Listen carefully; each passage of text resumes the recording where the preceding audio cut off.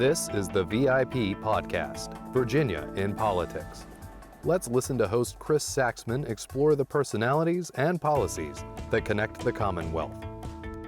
The VIP Podcast is brought to you by the VCTA, Broadband Association of Virginia, and Virginia Free.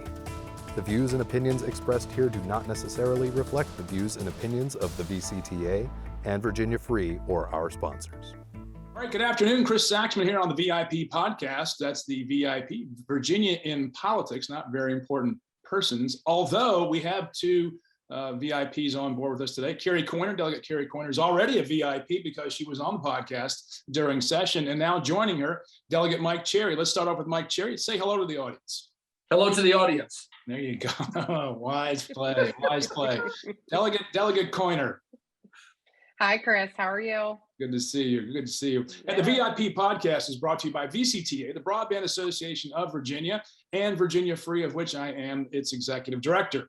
We're going to talk a lot about politics, policy in particular, as we get into the closer to hopefully getting out of session. Right now, it is May 24th, and we don't have a budget yet. A lot of that's going to impact the state going forward, obviously. Where do we think things stand right now, Delegate Coyner?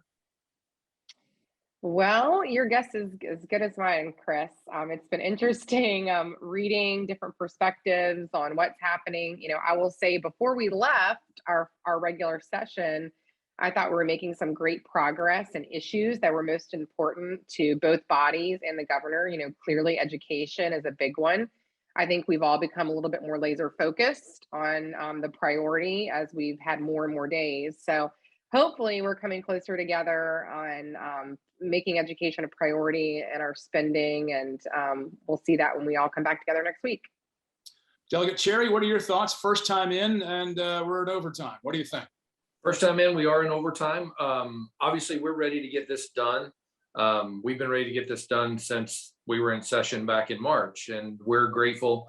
I know I'm hearing from my localities. I represent Chesterfield and Colonial Heights, and you know, they want to send out teacher contracts. They want to formalize and finalize their budgets. Most of them have passed budgets with the implication that if the state funding isn't what they think it's going to be, they're going to have to come back and renegotiate some contracts. And that's a bad place for us to be putting local localities and school divisions in, is not knowing what we're going to do from the state function. So we have a job to do. It's to give them a budget so they know what they're getting in funding.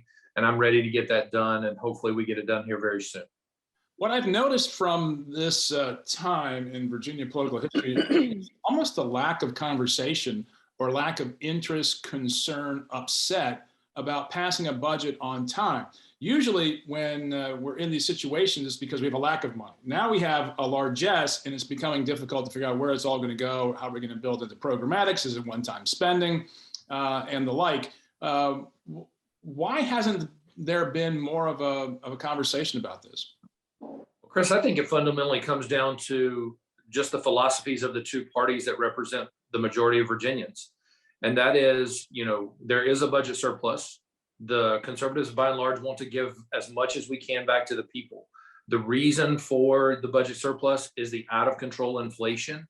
And if we can give back as much as we can to the people of the Commonwealth of Virginia, that's what we want to do. And yet you've got state senators that are tweeting about how we can't give the money back. We need to spend it. There are priorities that they have on their side of the aisle that I don't think most Virginians are with. And so, again, it's just a fundamental difference of the two parties, I believe. Right. And so if I were to put that on a bumper sticker, I'd say, give it back. It hurts right now. It's not a bad bumper sticker. Maybe we can sell those for some. I don't charge for these services, Mike. I just try to be help the people. Delegate Coyner, what about you? What you've been in a little bit longer? What are your thoughts? Yeah, you know, I think Mike summed it up really well. It's just a difference of philosophy on what to do with the dollars. You know, we very much, not our money. I tell people all the time, you know, it's not our money as elected officials or the state, it's the people's money. And so they task us with being good stewards of it and spending it on the things that the state should be doing and only collecting what we need to do those functions. So I think that's where we are. There's a difference of opinion on what those functions should be right now. But, you know, I think what we've heard, at least when I'm out and about in the community, there's a real push and a real need to put some dollars back in people's pockets when they're looking at what the cost of things are right now, especially looking at gas, getting to and from places. I had a constituent who contacted me and said, the kid who does lawn care said that he wasn't gonna be able to do it anymore because he can't afford the amount of gas that it takes to run his. It's just a kid, right? Like a kid home from school, and can't do it anymore based on the amount of money he's able to earn and the income level of neighborhoods that he's been working in. So we don't think about sometimes the day-to-day folks who are doing the best that they can and the impact all of this has had. And look at our grocery stores, you look at the formula shortage, you look at all the things happening. People are stressed and they're worried about where items are going to come from and spending. And so just different philosophy. Okay, I get all that. Both political parties have had the difference of philosophies ever since they were Federalists and anti-Federalists. It goes back a while. However, getting the job done on time is one of the things that Virginia used to pat itself on the back for. It showed the business community in particular that we got our act together. We can govern. We can have our differences of opinion. We can agree to disagree. But now it's time to get the job done. What is it going to take going forward to get the legislature and the executive branch to finish the budget in the constitutionally provided guidelines? I'll say, Chris, I'd be all for making us finish on time. You look at being a citizen legislature and having to keep our calendars as open as we can, yet going about our day-to-day normal lives is really, really hard. So I do think we need to look at how we put parameters around and require us to get that work done before we leave regular session. I think when you look at where we need to get to next week, most of it, I think, will center around differences in spending. We had big differences in where dollars were going for education. So I think that's one that I'm sure folks are talking about. We weren't as far as apart in other areas, though, as folks thought we were. So I think hopefully folks who've been on those conference committees have been rolling up their sleeves and figuring out how to bring us closer together. The governor was out in my district at one of those public-private preschool events and talked about his support of continuing to ensure that we're providing more supports for early education and more dollars for preschools. We have a shortage of teachers there right now. Mm-hmm. So I think you'll see some movement in some of those areas, and there'll be some give and take. So I'm confident we'll be where we need to be next week, but hopefully those who are serving on those conference committees for the budget have been working real hard together. Yeah, and this is not a shot at anyone on the conference committee, but adjusting the rules always adjust the game, doesn't it? If you think about baseball, if you increase the size of the strike zone, pitchers are going to pitch differently, hitters are going to hit differently. If you do it in football, if you reduce the size of the field goals, they're going to less likely go for field goals from farther out and change the game. Delegate Cherry, what do you think is it going to take in the rules or in law? I know the lieutenant governor came up with a proposal today or last night in Amherst County, calling for more of a punitive measure of $500 per day docking fine, which is probably unconstitutional. But however, the point was made, wasn't it, that something has to be done to put a lever in the game to get people to get the job done on time. One of them I was discussing with a very well-known policy person dating back to the Allen years, and was talking to a former leader of the House Democrats back in the 90s, who said that the House Democratic leader said, he said that the conference committee, the conferees should be replaced. If they can't come up with an agreement after a certain point, to get them, if they can't come up to an agreement, find someone who can. So giving you a little bit of a perspective from the new guy in the room, it is frustrating to walk into something like this and see it not function the way you presume from the outside that it's supposed to. And I was talking to a more mature delegate, I won't say older, but a more mature delegate the other day.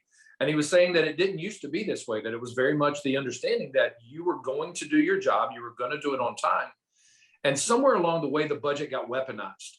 Mm-hmm. And I think that's really what it's come down to now, is that instead of it being about the dollars, it becomes about what can we attach to the budget in the forms of budgetary amendments that we can weaponize. Maybe some legislation that we couldn't get through the floor or somewhere else. And if we can tie it to a dollar, perhaps we can win the long game on someone by holding out and making sure that we get what we want through the budgetary process. And so at least from a new guy's perspective, it seems like that's what's going on is we weaponize something that was never intended to be. And I think there's got to be a solution whether that is the speaker and the Senate Pro Tem saying we are going to commit that this is going to be done, or whether we have to do it legislatively and hold ourselves accountable, because that's part of being in the legislature, is holding ourselves accountable to make sure we're doing our job and doing it the way we're supposed to. Well, one of the things that I've noticed from this administration of the House versus the last administration of the House was at least they were able to agree on a procedural resolution.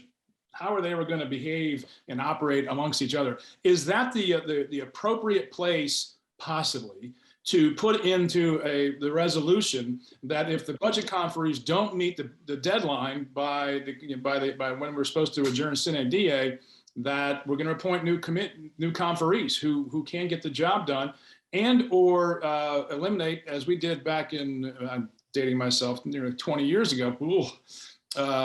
We just didn't take the per diems. I'll let Carrie jump in there, but there's got to be a solution, and whether I think. But you admit there's a problem. You admit there's a problem. Yes, there's a problem. How do we fix it? The first, what's the first step in solving problems? Admitting you have one. Carrie, do we have a problem? I think I said earlier, Chris, being a citizen legislature, we're all supposed to go back and lead our day-to-day lives and function like normal citizens. And you can't do that when you're having to, as best you can, keep your schedule open for months at a time. I think that's where, again, we do have a problem. I don't know what the solution is, but I definitely think we need to put our heads together and figure out how to ensure our work gets done. Well, I would be more than happy to offer more than my 2 cents on the issue, because first of all, y'all need to get paid more, and don't say anything because I don't want you get taken out of context in your political campaigns. That's one of the most difficult things to do. But you are a grossly underpaid legislature. You make literally less than the current minimum wage in Virginia, less. And I think if we're going to make those structural reforms, we have to make them in toto and deal with the compensation for legislators and not go year round. But I think there needs to be a total reform package that the people can be worthy of. I agree with you that it needs to be more than just dealing with the budget getting done. I think it is fabulous that here in our Commonwealth, we are not a full-time legislative body. We weren't intended to be. I think it makes it where we're out and amongst people more, that we're interacting and having to carry out our own businesses, be full-time parents and all those other things in our community. And I think it makes us better lawmakers because we have diversity of experiences. My fear with I'm pretty new. This is only my 3rd session that I've been in, but I feel like I've been in full time for 3 years with all the special sessions that have been called. And, luckily for me, I'm a small business owner and work for myself, and I can make myself that flexibility, but it's an added stress, right? It's an added stress for your family, for your job. And I fear that unless we put some more parameters, not just around the budget, but about getting all of our work done and ensuring that we're not continuing to be called back for special sessions, we're going to lose really good, highly qualified individuals running from office because you almost have to be able to be full-time to do this job. And so I don't think it's just the budget. I think we need to really look long and hard about how we get called back, why we get called back, how long we can be called back. There's a lot. Just my 3 years is not at all how I thought I would be serving. And I've managed to do it again because I have flexibility, but I don't know how someone, whose boss is going, how many more days are you going to be away? You told me it was X. With all the different things we've been faced with. And I'm close, right? I live in Richmond, but imagine being, 2.5 to 6 hours away. I can't imagine. So again, I think we need to look at all of it, bigger picture, so that we can continue to be a strong, diverse, citizen-led legislature and keep those perimeters around getting our work done timely and efficiently, and then going back to our communities and hearing from people. Okay, great. Let's dive into some of the policy debates of the day, namely education. The Washington Post editorial recently out basically saying, not only— I told you so. What's that? They said, I told you so. They said, I told you so, in agreeing with Governor Glenn Youngkin. Delegate Cherry, what are your thoughts? Agreed 100%. So for your viewers who may not know a lot about my background, I am an educator by trade. I run a private Christian school as my day-to-day job. And so I have lived out the educational pandemic for the last now 3 years and seen what damage has been done. Our school closed in 2020 in March, like everyone else did, because we didn't know what we were facing. We didn't know what we were dealing with. But by the fall of 2020, we were back open, full face-to-face instruction. Our kids didn't fall behind. Testing tells us our kids didn't fall behind. And yet the new statistics that are out through Governor Youngkin's 33-paged report is that kids suffered mightily when they were shifted to virtual education. They have fallen behind. We have lowered standards, which is worse to me. It's one thing when they don't achieve. It's something else when we lower the standard to make it look like they achieved, Right. but they really didn't achieve. And Right. so that's an even worse outcome to me. Delegate Coyner and I are kind of two sides of the fence on this. She is a strong proponent of public education, which I am as well, but I see the school choice aspect being very valuable. And so I think there's a lot of perspective in this podcast about education and about how to make it work and how to make it work well. Well, and as far as the public education versus school choice issues, I've just never seen it as, us versus them. It's about, Right. What's in the best interest of the child? What's the best format and environment for a child to learn in America? If you are wealthy enough, you can move into a school district with the best schools if you can afford the houses and the property in that area. That is a form of school choice. I mean, and it happens every day. It's just not a government program. It's the market telling you that, let's be honest, if you had to choose between certain schools in your district, you probably tell someone where to go and where not to go in the best interest of your child, and you could physically move there. Or in some cases, you can pay the school a stipend, tuition essentially. I know several people, friends of mine, who paid for their kids not to go to the schools in the city of Stanton, but would send them and pay the county schools tuition essentially. Delegate Coyner, I don't think you and Mike that far apart on these issues, or what? I'm a huge supporter and believer in public education. I just think we've gone down some pathways that were not in the best interest of our kids. You look at, as the Washington Post editorial board pointed out in 2017, lowering our cut scores and our standards was not smart. I also think, we have put a lot of burdens on our public schools to collect data from kids via testing, and we have not used it to improve education. The whole purpose of collecting data from anything, you name it, is so that you can see where you are and make the best decisions based on the information you obtain. And we haven't been using it. It's why I brought the Literacy Act this past session, is because I saw 20 years worth of PALS data on our kindergarten through third graders that no one had been using in the Commonwealth. And we've been throwing millions of dollars at a problem with no return on that investment. And for the first time, we're doing something about it now. We're using that data. We're going to ensure that our kids are learning to read, Right. but we've consistently have that problem. We've spent a lot of time in our, fourth grade and up grades, wanting kids to get STEM education and wanting our kids to learn all of history. And we kind of glossed over the basic fact that if you aren't proficient in reading, you can't do any of these other fields. You can't obtain the information about our history. You can't do STEM. And we have completely ignored that fact. So, we tackled the K through 3 this year, but we know we have to tackle 4th through 8th grade next year. So we're going to be delving deep into that as well. But Literacy Act is a huge deal for Virginia. I've met with other folks from around the country, and they're like, the law that you all put together is the best that we've seen. So that's really exciting to hear that the hard work we did in Virginia will help other people. But now the implementation of it and supporting our schools moving forward is critical. Yeah, that's it. And the pitting of us versus them is not a healthy construct, especially when it comes to our children. So I guess the operative question is, do you support charter schools? Do you support school tax credit programs so kids can go to private schools? I know that's income-based right now in Virginia. For me, I do think that certain segments of our students are in need of different classroom settings. Look at our students with disabilities. We saw in some of our schools, we were just unable to provide the level of service that they needed. We saw a bill this year that I supported where, kids were being bullied and being picked on in their schools and unable to get away from that. And I do think there's a need to give kids and families choices when it's not best fitting for them. I haven't been a supporter of full school choice and everybody doing as they please across the board. I do think it takes away from our communities who are unable to provide those resources and opportunities for their kids and their communities.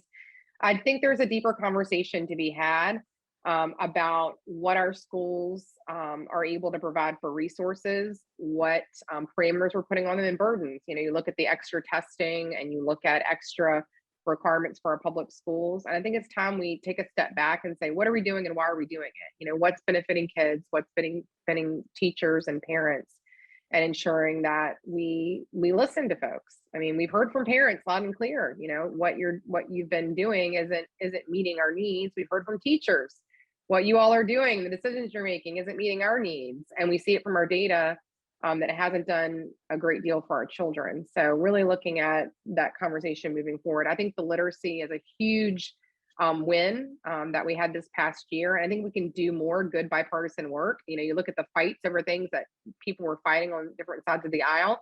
We had 100% support for fixing our literacy problem in Virginia. Other states can't even get on the same page about literacy.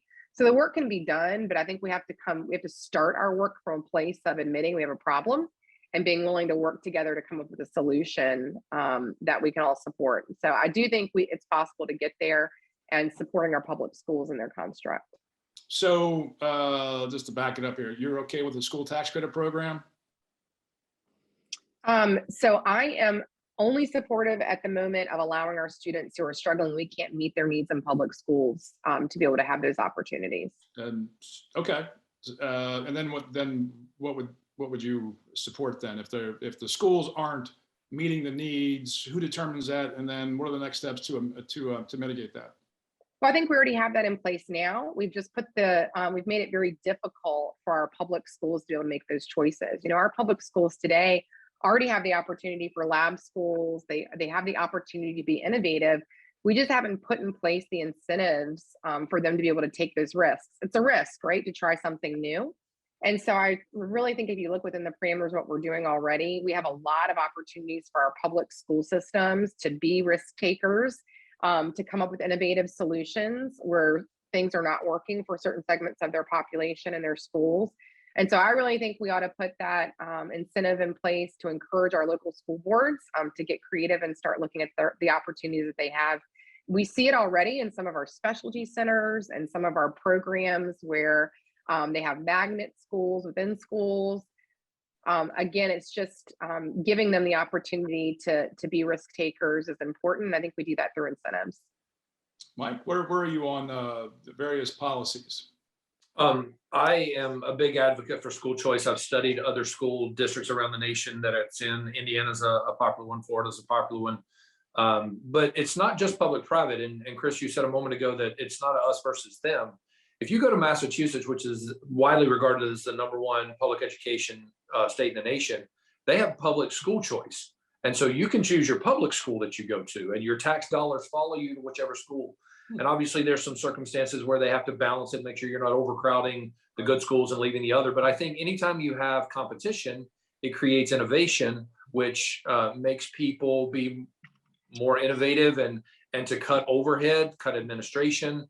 You look at the per student spending in some of our public school systems, and it's, I'm gonna give you a perfect example. Within my district, Colonial Heights in Chesterfield County. Chesterfield County spends about $10,000 per student per year to educate. Colonial Heights is spending $17,000 per student per year to educate for their budget for the 2022-23 school year. And so I was at an education conference a couple of weeks ago, and I made this point, and I think it's a salient one. And that is the fact that even if we had full vouchers tomorrow, there's not capacity in the private schools that exist to take all the kids that would want to go. And so we can't advocate the idea that public schools need to get better.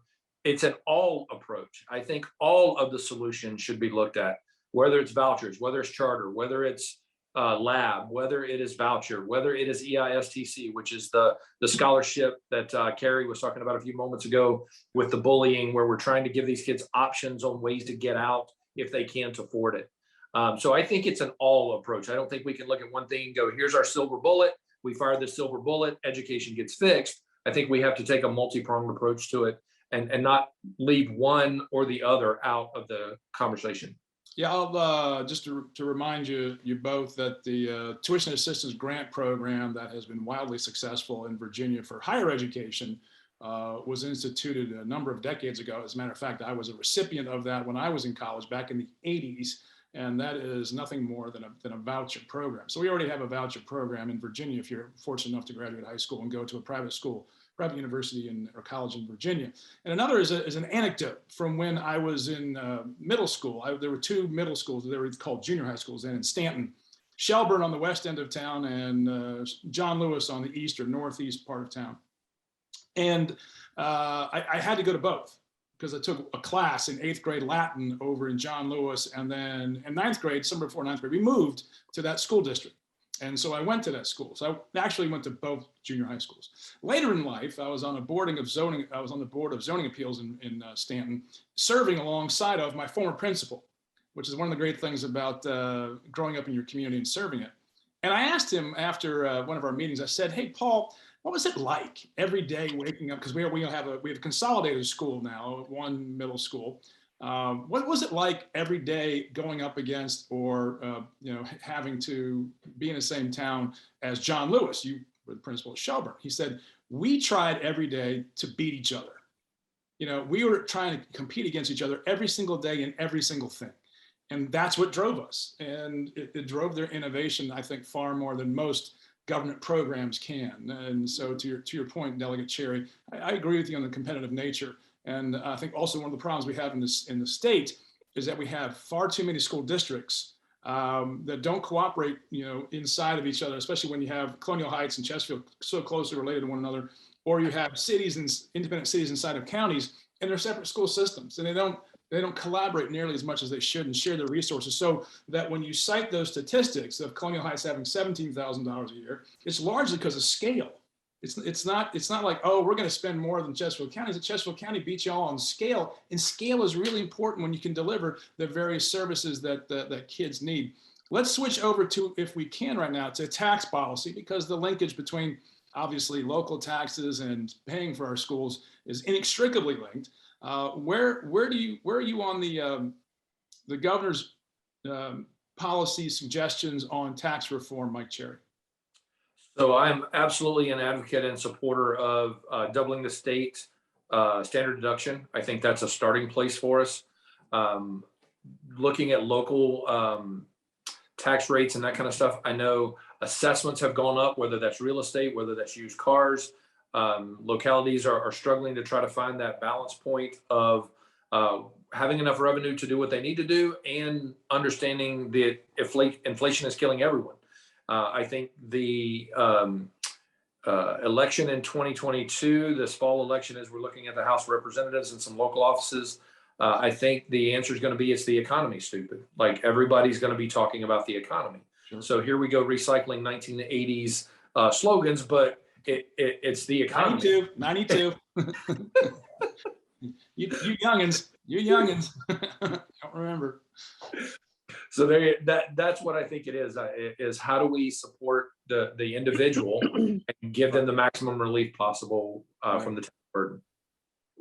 Delegate Coyner, this is your third term. You've had, you served in some pretty difficult circumstances, not just being in the minority, but also through the COVID era. And now we're talking about this largesse coming in and what to do with it. Where's Delegate Coyner on this? Yeah, I agree with Mike, and looking at where the governor's tax policy priorities are, supportive of those. And I agree with them. I think what it comes down to is, I think it's hard for Virginians to hear, we have a surplus and all this extra money coming in as a state, and yet they're not feeling any benefit from us doing so well. And so that is, I think, is going to be the focus. It's the focus right now, but we're hearing from folks. Again, they want life to be as easy as possible. That's the goal, right? Our goal as government is to get out of the way, let you live your life, and it be as easy as possible. And I think what all they're feeling are really where government's making it more difficult, and whether it's, federal level, state level, local level, citizens don't separate those out. They expect all of us to figure this out and work it out together. But, I laugh. It's the simple things that make people go, what in the heck are y'all doing? We've got I'll give you a simple one, the Jif peanut butter recall, right? My household's huge Jif peanut butter fans. And yet you throw out your Jif peanut butter, and as soon as they say they'll have new Jif peanut butter available for sale is June 4th. I mean, it's silly things like that people, it's not a big thing, but you add up all these little things that are making life where it's like one more thing I'm dealing with as a mom, one more thing I'm dealing with here. And people are frustrated with government. I mean, they just. It underscores the reality, because we talk about significant problems like gas prices, significant problems like baby formula, and America is being bailed out with airlifted baby formula from Europe. I mean, to think of America as having to be the recipient of an airlift is kind of shocking to the conscious mind of Americans. And then you have those who are largely unaffected by that, who don't have babies anymore, although we had 4, and I can't imagine what the conversation would be like in our house if we couldn't find baby formula. My goodness. Well, Chris, I think it goes back to their point, though. You look at our supply chain problems and how many ships are waiting to get into the U.S. Mm-hmm. And I think it goes back to a question, during COVID that was asked, and I think it continues to be asked. What are we doing as government to make our policies easier for businesses to produce here, where we're not so reliant on these supply chains for things that when we need to provide food, we have food. When we need baby formula, we have baby formula. Some basic things that we should be looking at. You look at meat processing. We talked about the fact that even within the US, how far we have to go as Virginians to really look at processors of our meat, to send our own meat. Our farmers here have their animals and they ship meat off, and it comes back. I do think what we've experienced through COVID and currently today is going to have many folks looking to our layers of government saying, y'all need to work together to figure this out, to ensure that we can, feed folks, that we have items that are able to be purchased on our shelves. And what are you doing to guarantee that? So I do think some policy decisions really need to be examined based on the supply chain issues we've experienced. Well, again, it's a confluence, isn't it, of public policy and the private sector wanting to squeeze every last bit of inefficiency out of their operations. And we've seen in the market this just-in-time delivery and how things are perfectly timed with all these major retailers, so they can get all the return that they can. It leaves, in my estimation, a blind spot to these realities when you have a pandemic, when you have certain parts of our supply chain break down on us, and you have legitimately the more important items in our economy than others. And this one, they've known this thing since February apparently, but there's has to almost be a vulnerability review or inventory taking, like, how are we going to diversify our offerings? Because especially in the food business, one of the things we need to worry about is making sure not just our supply chain is robust, but also that our diversity of food offerings, so that when situations happen like Ukraine, who supplies so much of the world's wheat and soy or sunflower oil, cooking oil, that has a profound reverberation throughout the world and can destabilize entire regions. Not necessarily a place for state government, but certainly a place for state government leaders to listen and recognize the problem. And to be aware, sorry, Delegate Coyner, and to see it before it comes, because we're seeing now, you mentioned the Ukraine, most of the crops aren't getting planted this year. When they supply what they do in terms of the world food, we need to be looking now for what that's going to look like. Where is that going to come from for America? If we typically buy 50% of ours from that region and we can't anymore, where's it going to come from? And forecasting those shortcomings now before it becomes a crisis, as opposed to waiting like we did with the baby formula until it became a crisis and mothers couldn't get food for their kids, that finally we jump in, the government, I say we, the government finally jumps in and does something, which is load up C-17s, which is what I used to do. and with 75,000 pounds of baby formula and bring it over from Europe. So. Yeah, no, I think there's a lot of programs we could get going on this to incentivize the market to break free of what has happened in a lot of our industries, and it's happened in my industry, bottled water, over the years. You have this massive consolidation to create the scale, the profit, the efficiencies that are natural in markets. This is just how markets behave. We see it even in the airline industry. You have deregulation and expansion and consolidation and expansion and consolidation. That happens in the banking industry, so many industries. And I guess when it comes to food security, we need to be a little bit more aggressive and not just let the free market go unfettered. And Chris, I don't think it's, food is the big one right now because we're experiencing it on so many different levels. But, it's also looking at our own policies as a Commonwealth. I tell people all the time, things are all about balance. I am all for, we all want clean water. We all want to conserve as much energy. We all want as much taking care of our environment for future generations as we can. But I also think we need to look at, well, how quickly do we do certain things and what's the balance and impact on jobs and cost of living? When folks see the headline today talking about, power bills rising because we're converting certain sectors of our energy industry quickly over to alternatives, folks I think are scratching their head and going, wait a second, I can't afford what I'm doing now. And now you're predicting I'm going to have this. Right. So, I think we need to look at all of the different pieces. We've got so many different amazing resources here in the Commonwealth, and we put policies in place that sometimes pit one important interest against another, and how we better balance how we're looking at the long-term sustainability of our state is important. So I think there's work to be done in that as well. Yeah, every time we start talking policy with legislators and candidates, you start thinking outside the box. You go, wow, we've got a lot to do and not a lot of time to do it. And I appreciate y'all's time here today. Let's do Delegate Coyner. I know we did a rundown on your favorite books, TV shows, movies. Let's update us on those real quick. Favorite books, movies, TV shows, because since we already had you on the VIP. Updating. So I'm actually reading The Power of Forgiveness right now, which is, kind of deep, sitting over here somewhere. So a little deep, but really, really important. I think when you look in terms of especially being an elected office and how people can ping you, right, with different things, the ability to forgive and let go is so critical in all aspects of our life, but especially in a place where folks can't always be the nicest. Well, let's hold there. Okay. What's the one thing, not that you want to be forgiven for, but you're You're getting too deep, Chris, for this podcast. No. Hey, you're a second-time participant, so you're the veteran in the group. But if you had to forgive someone in politics or something, and go, I'm just going to grant forgiveness over that and move on, what would you do? What would you do? I do it almost every day. Who or what would you forgive? Like, what has trespassed upon you?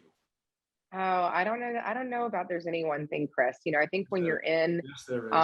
Nice. No, when you're in politics, it's kind of a daily give and take. You look at and you get frustrated and you sometimes just don't understand. And sometimes there's nothing to understand. So is it more of a mindset? Just like, look, that's just politics. We're going to let it go.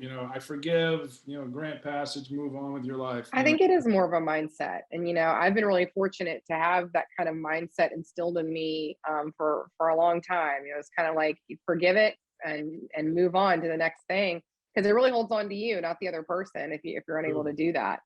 But really just an interesting read. And I think just able to take different perspective. TV shows, movies, what you got? Well, I have been a big Marvel fan for a long time. So my middle son is the only person left in my household who will binge watch movies with me. So we've been on a kick watching all sorts of different things. Oh, it's so great. So he's my snuggler, and he will, ensure at night, he's like, do you want to watch a movie? I'm like, yes, let's do it. So we're big Marvel fans. We had a lot of fun watching all of the Spider-Man movies too, as they were, the new one came out, and then rewatching old ones, and had a lot of fun with that. So all the fun stuff, talk about the new Top Gun things, all of that good stuff coming out soon. So yeah. Okay. All right. Mike, favorite book of all time? Oh, gosh. So many along the way. Right now, I'm chasing a lot of Jordan Peterson stuff. Okay. Really enjoying his kind of take on mankind and philosophy and how we interact with one another as a species. And I think he brings a lot of depth to a lot of things. Beyond that, I just stay busy, trying to stay healthy and trying to run the school. We're winding down right now. I'm not a big movie buff. Never been one that would really carve out time just to go sit for hours on end. What's your favorite movie of all time?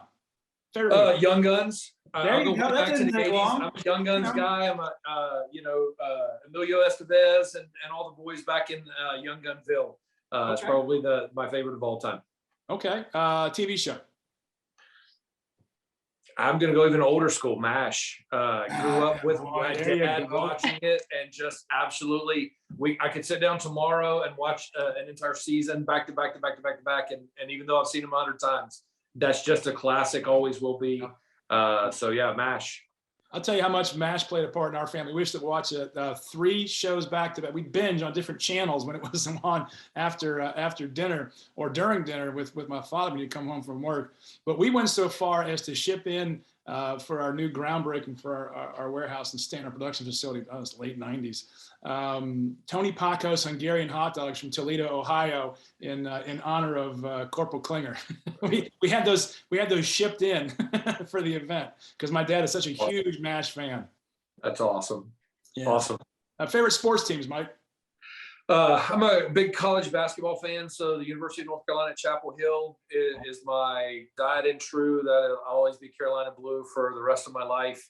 Well, the pride that I have now as a private school administrator is one of my kids is at UNC, will be playing football next year as an offensive lineman. He's 6'8", 330, and is going to be an incredible linchpin to their offensive line for the next 4 years. So North Carolina Tar Heels, start, stop, end. That's my sports love. Well, that's unfortunate. So that's really almost gross and disgusting. Although I had a guy grow up, I played high school or travel ball with growing up as a kid. He went there, was #1 recruit out of high school in 1985. Kevin Madden, you might remember Kevin Madden from Stanton. So we were all like, why'd you go there? And he just loved it. So Smart man. No, not really. No. Something's terribly wrong when our elected legislators in Virginia support other schools, other state schools, by the way. But I was told when I filled topic for another day. I was told when I filled my bracket out for the March Madness I was reminded by my staff, you are a legislator in the Commonwealth of Virginia. And so I played it close to the vest. I didn't put my Tar Heels where I thought they belonged. And then what did they do? They make a run to the national championship game. Should have gone with my heart, not my head, gone with my heart and said Tar Heels are going to win it all. And they almost did. Oh, well. ACC basketball, nothing like it growing up. You got that right. Delegate Coyner, finish us up. Where are you on sports teams? Well, Chris, you may remember I'm a huge VC basketball fan. Oh, that's right. Yeah, big VC basketball fan. I also love NBA. So I used to be a Golden State Warriors #1 fan. Switched to Denver Nuggets when Bones Highland made the move to Denver from VCU. Again, tried and true, follow my VCU guys. Okay. So, I feel confident in Golden State Warriors. They're going to come out on top. Feel fairly certain of it. They've had easy games against the Mavericks, sadly, but yeah, I think that's where they'll end up. Okay. Well, basketball. Nice. All right. Well, thanks for joining us on the VIP podcast. Be sure to subscribe, like, and share on YouTube, Spotify, and Apple. And thanks also to Delegate Mike Cherry and Delegate Carrie Coyner for joining us today on the VIP podcast, brought to you by VCT, the Broadband Association of Virginia and Virginia Free. Thanks for joining us. Looks forward to seeing you next time.